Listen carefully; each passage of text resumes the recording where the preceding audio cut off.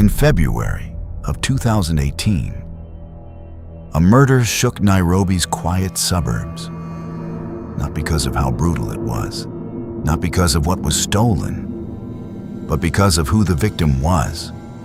A man who had spent decades exposing some of the world's most dangerous criminal networks was suddenly found dead inside his own home. And even today, many people believe the truth was never fully uncovered.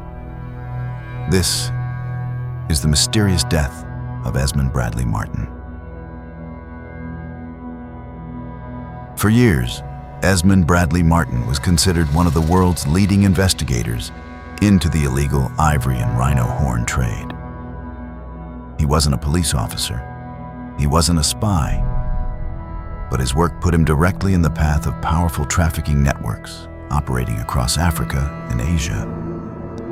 Networks worth millions of dollars. He traveled constantly, documenting illegal wildlife markets, identifying traffickers, and exposing how ivory and rhino horns were being sold around the world. Over time, he built a reputation for being fearless. Some people admired him. Others may have wanted him silent. By early 2018, Martin had recently returned to Kenya after a research trip to Myanmar. According to reports, he was working on new findings connected to the illegal ivory trade. Then came February 4th, a quiet Sunday in Nairobi. At his home in the Langata area, something went terribly wrong. That afternoon, concerns started growing after Martin reportedly stopped responding to calls. Eventually, his wife returned home. What she discovered would shock the conservation world.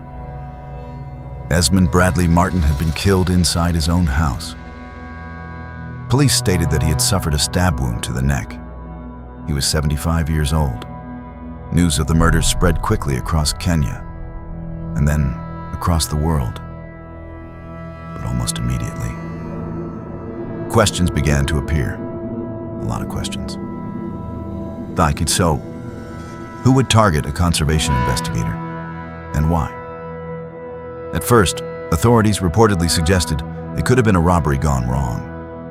But according to several reports, nothing significant appeared to have been stolen. That detail changed everything.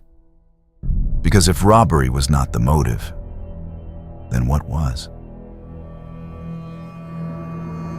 To understand why this case became so controversial, you have to understand the kind of work Martin was involved in.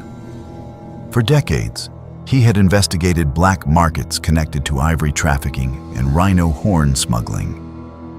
His reports helped expose illegal trade routes stretching across continents. Some conservation experts even credited his work with helping pressure China into shutting down parts of its legal ivory trade. That kind of work creates enemies. Dangerous enemies.